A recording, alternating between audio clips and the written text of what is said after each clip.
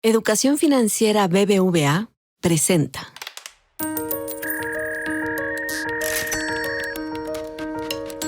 Peras y Manzanas, con Valeria Moy.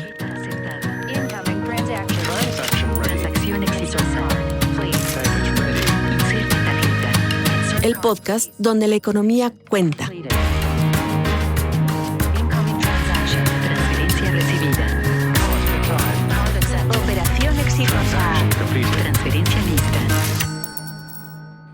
Hola, pues estamos a menos de una semana, o ya no sé bien si vamos a tener resultados o no vamos a tener resultados, o si van a tener resultados, o todavía para estas alturas no van a tener resultados, pero en teoría, y si las cosas se mueven de cierta manera, pues ya tendremos mucha más información sobre quién va a ganar las elecciones, quién ganó las elecciones de Estados Unidos en una semana.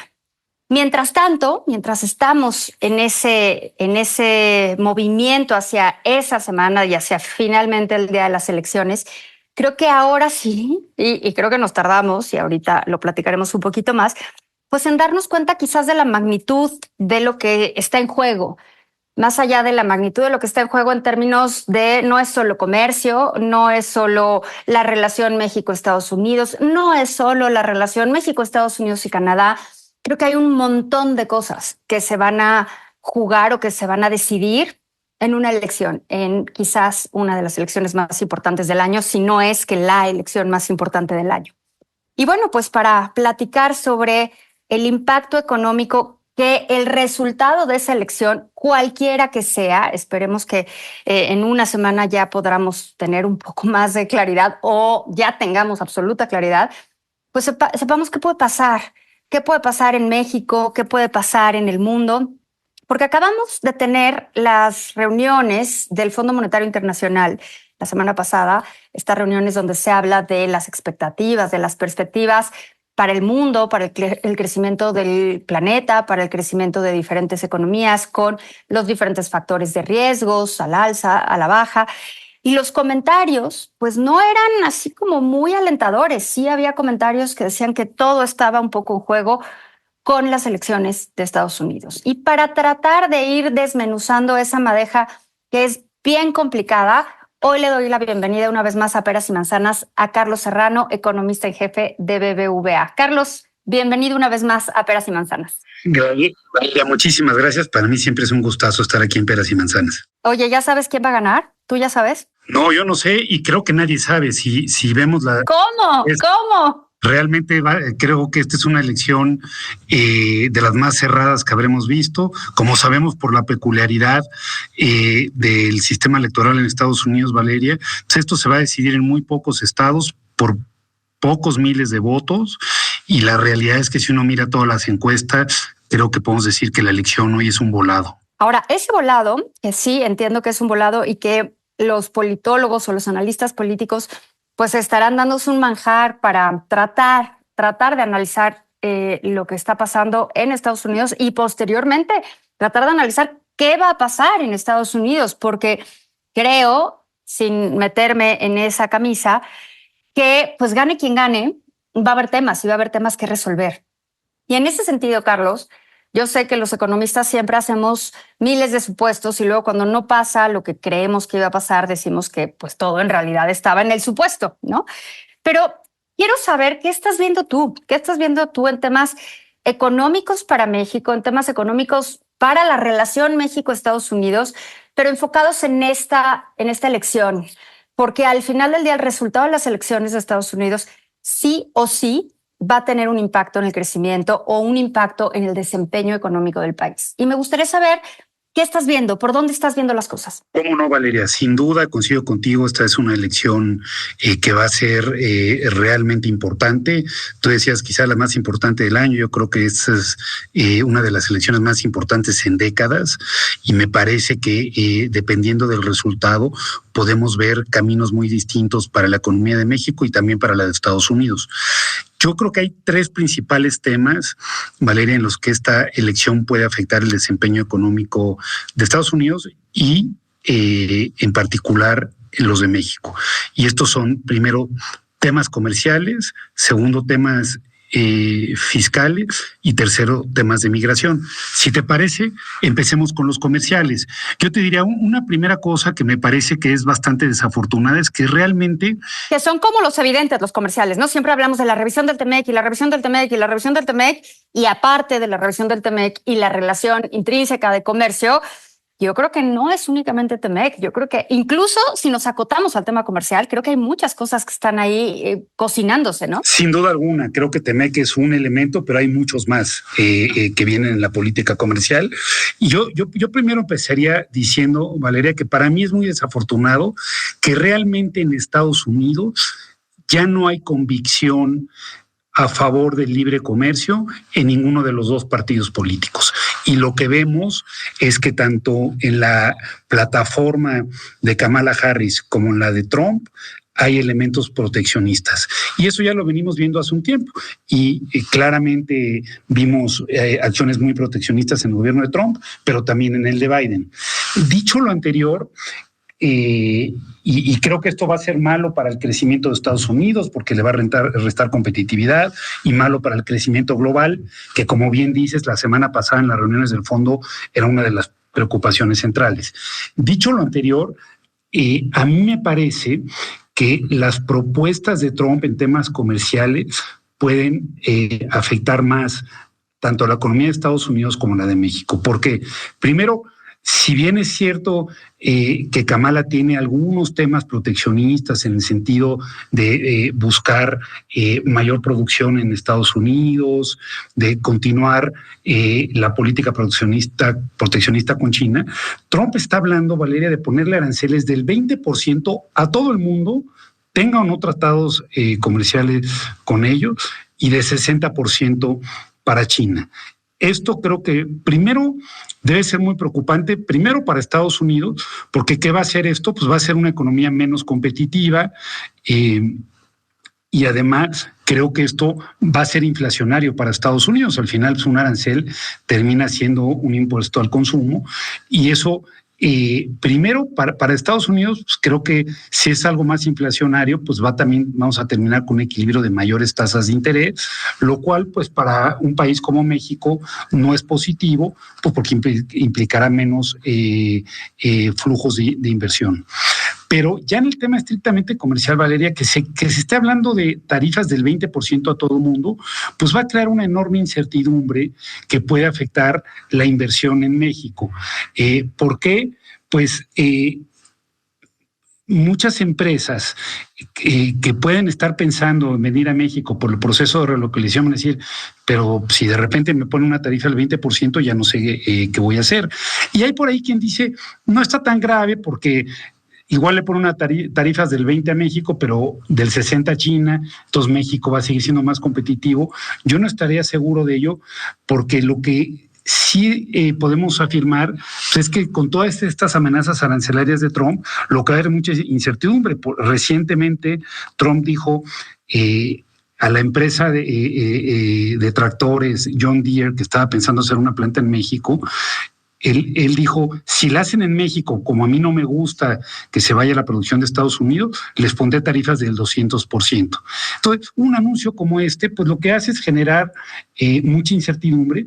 Entonces, me parece, Valeria, que una política comercial tan proteccionista afectaría a México por tres canales muy importantes. Primero, porque haría a Estados Unidos menos competitivo, y un Estados Unidos que en el margen crece menos nos afecta a nosotros en nuestras exportaciones. Segundo, por lo que te comentaba, eso va a ser más inflacionario en Estados Unidos y vamos a un entorno de mayores tasas de interés en el mundo. Pero tercero, y quizá más importante, porque estas amenazas arancelarias van a traer un entorno de incertidumbre que van a resultar en un entorno de menor inversión hacia México, que se suma también a la incertidumbre que ya están generando distintas políticas públicas en nuestro país. Ahora, mencionaste que también, o sea, en efecto, Estados Unidos se ha vuelto un país anticomercial, o por lo menos la opinión popular o la opinión política, o que esta narrativa que escuchamos todo el tiempo ya es un poco anti-libre comercio, ¿no? Con esta visión más proteccionista, más cerrada, más de, pues vamos a poner aranceles o tarifas o cuotas o cualquier barrera que haga que la inversión o la producción se quede o se vaya a Estados Unidos. Pero mencionaste el caso particular de Trump y los aranceles y el 20% y el 200% y estas ideas que pues hemos escuchado en fechas recientes. ¿Qué pasa con los demócratas? ¿Qué pasa con la administración o con una potencial administración demócrata a la luz de lo que hemos visto típicamente con las administraciones demócratas y en particular con la administración del presidente Joe Biden? Pues yo te diría, Valeria, yo creo que también esta política comercial que han seguido los demócratas ahora también se ha tornado más proteccionista. Hay que recordar que hubo una época donde los demócratas también pujaron a favor del libre comercio. Había temores en México cuando ganó el presidente Clinton de que él podría afectar el Tratado de Libre Comercio y al final pues él terminó firmando el acuerdo y fue un gran promotor de él. Pero ahora si vemos lo que ha ocurrido con Biden, pues seguimos viendo medidas proteccionistas. Por ejemplo, pues, todo lo que está ocurriendo en torno a China, se puede entender que pueda haber barreras para algunos productos que amenacen la seguridad nacional, pero cuando uno mira que ponen aranceles muy altos a automóviles, a productos médicos, al acero, etcétera, pues bajo el pretexto de temas de seguridad, lo que vemos es un proteccionismo con China.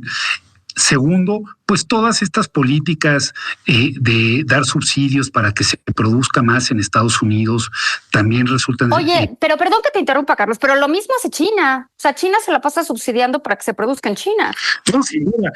¿O no? Tampoco con esto, desde luego no quiero decir que China se suscriba también a prácticas de libre comercio, también subsidia, exacto, ¿no? También hago propiedad intelectual, sin duda alguna, pero me parece que la forma de atacarlo no es como lo hace Estados Unidos, que es entonces poner más aranceles. Creo que la forma sería tratar de fortalecer la Organización Mundial de Comercio para que China se suscriba a prácticas competitivas de libre comercio y en caso de que no sea sancionado por los tribunales de la Organización Mundial de Comercio, es decir, de ninguna manera justifico esto que hace China, pero creo que la respuesta de Estados Unidos tampoco es la óptima, coincido contigo.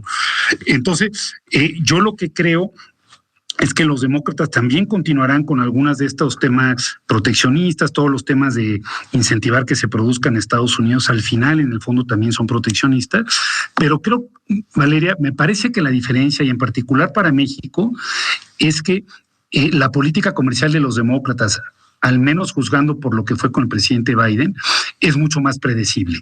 Y eso al final favorece más la inversión. Sabíamos que había ciertos temas donde había un proteccionismo, pero hasta ahí. La volatilidad de Trump creo que es lo que es más peligroso para la inversión. El que pueda poner en un tuit, mañana te pongo una tarifa del 200%, mañana te pongo una del 50%, eso es lo que es muy peligroso. Hay quien dice que quizá ahora México está vacunado porque estamos con un tratado de libre comercio que firmó el propio presidente Trump, y yo a esas personas les recordaría que 8 meses después de que él firmara el tratado, el TEMEC, nos lanzó amenazas arancelarias por temas migratorios. 8 meses después. Oye, amenazas y los aranceles se quedaron y siguen vigentes. Exactamente. Entonces, yo creo que el hecho de que el tratado él lo haya firmado, pues tampoco, como dices, tampoco indica que se vaya a refrenar con otros aranceles, y así lo ha venido diciendo durante la campaña. Ahora, mencionabas como segundo tema el tema fiscal. Y esa perspectiva me interesa, Carlos, porque normalmente hablamos todo el tiempo de comercio, que ojo, voy a hacer un gran paréntesis, y yo no creo que debamos evaluar únicamente una presidencia Trump-Harris únicamente por temas comerciales, con todo y lo a favor que estoy yo en particular del comercio y siendo economista, ¿no? Pero creo que tiene tantas cosas más la presidencia de Estados Unidos que no podemos únicamente evaluarla, incluso en su impacto sobre México únicamente desde la perspectiva comercial. Pero habiendo hecho ese bonito disclaimer, Sí me interesa, Carlos, escuchar tu punto de vista en esto que me coincido plenamente, Valeria. Yo iría un poco más allá. Yo creo que no es que solamente no debamos de valorarla en los temas comerciales, yo creo que no solamente debemos valorarla en los temas económicos. Hay una serie de temas geopolíticos. Totalmente. Respecto a la Constitución, etcétera, que ya no me tocará a mí, pero que creo que son tan o más importantes que los económicos. Pero volviendo a lo económico, Valeria, yo diría en lo fiscal, aquí también creo que hay motivos para estar decepcionados con ambas campañas. ¿Por qué? Porque Estados Unidos tiene ahora una situación fiscal que creo que es preocupante. Vamos a cerrar este año, Estados Unidos va a cerrar con un déficit fiscal de alrededor del 6%. Eso, Valeria, es el déficit más alto que se haya visto en Estados Unidos cuando no está o en una situación de guerra o en una situación de una recesión. Entonces, a mí me hubiese gustado que ambos candidatos tuviesen un plan de consolidación fiscal que llevara a Estados Unidos a tener déficits más sostenibles y una trayectoria de deuda que eventualmente fuese también sostenible. Ninguno de los dos lo tiene. Dicho lo anterior, si analizamos las propuestas fiscales de ambos, Valeria, me parece que también aquí la de Trump es más preocupante, porque primero ambos tienen planes importantes de expansión fiscal, pero en el caso de Harris, ella al menos presenta algunos mecanismos para financiarlos parcialmente, como aumentar tasas de impuestos a ciertos colectivos. En el caso de Trump, básicamente lo que propone es reducir las tasas de impuestos al porcentaje, a la población con mayores ingresos, pero él no propone ningún mecanismo para financiarlo.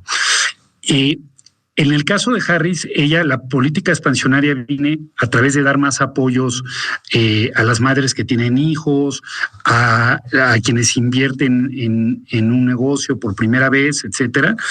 Entonces, siendo que no me gusta ninguna, en el sentido de que creo que ninguna campaña está comprometida con la responsabilidad fiscal, creo que la de Harris primero resultaría en un aumento menor en el déficit y que por lo menos tendría más impacto para impulsar la economía, porque a quien les va a dar más recursos ella son a personas que tienen propensión marginal a consumir relativamente alta y por lo menos pueden en parte compensar el mayor déficit a través de un impulso a la demanda agregada.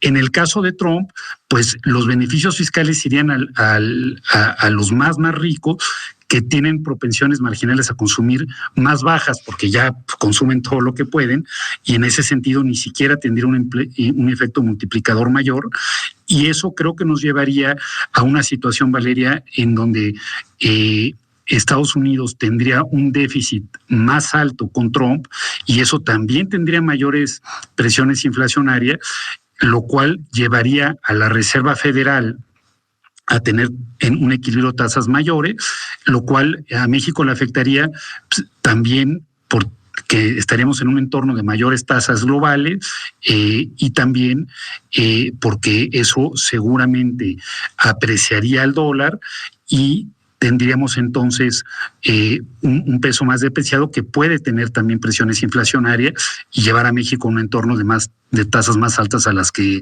tendríamos sin estas políticas. Pinta muy bien, Carlos, por lo que estoy escuchando, nos das una perspectiva en el tema comercial, una perspectiva en el tema fiscal relacionado con el uso de los recursos públicos, déficit y demás. Y había un tercer punto que nos querías comentar. Sí, el tercer punto creo que tiene que ver con las políticas migratorias, que creo que también se traducirían en repercusiones importantes para México.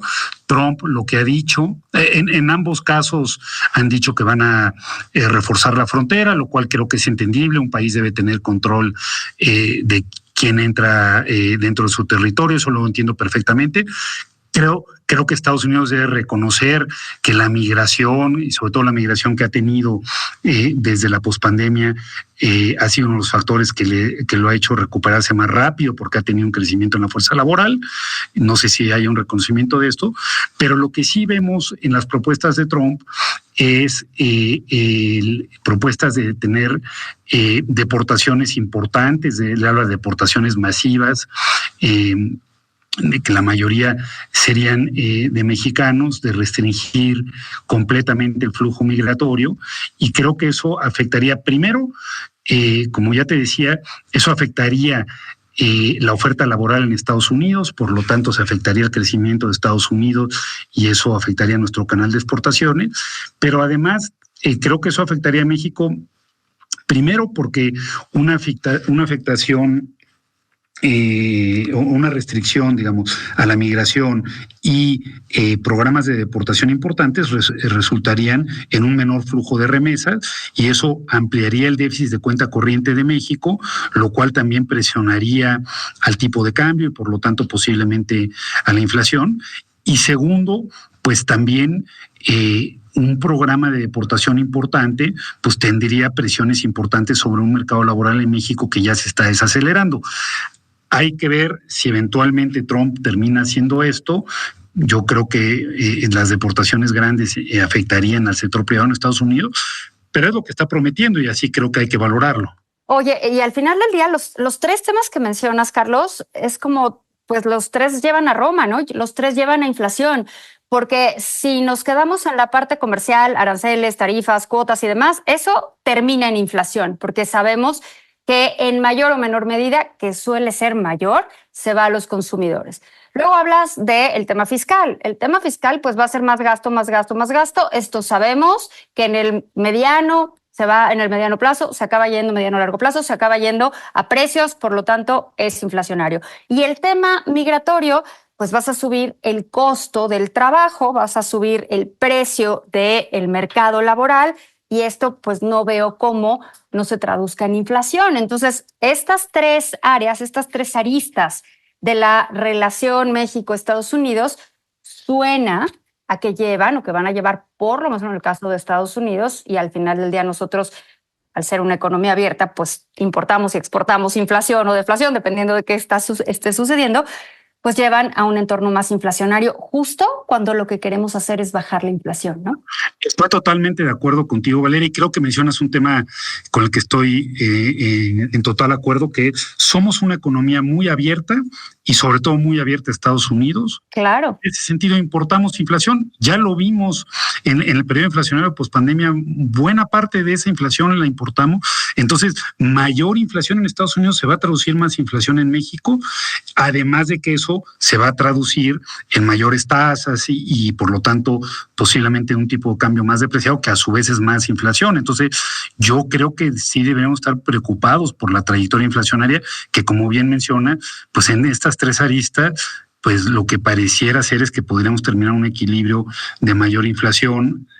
Con mayores precios. Exactamente. Porque China, que entiendo muchas de las razones por las cuales Estados Unidos quisiera cerrarse a China, pues China también exporta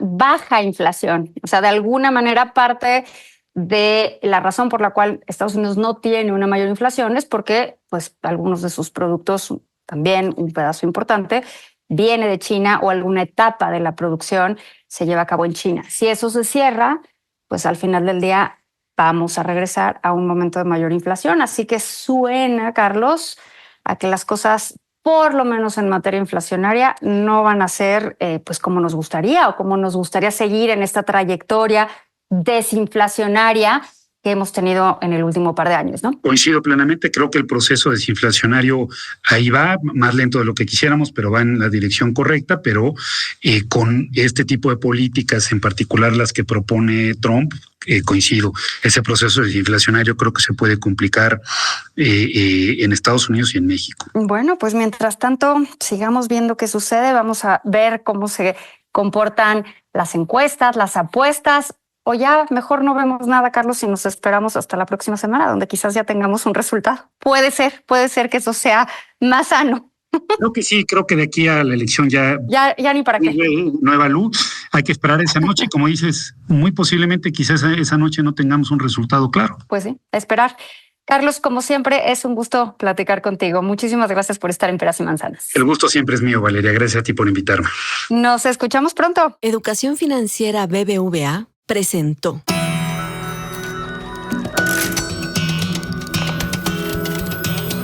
Peras y Manzanas con Valeria Moy.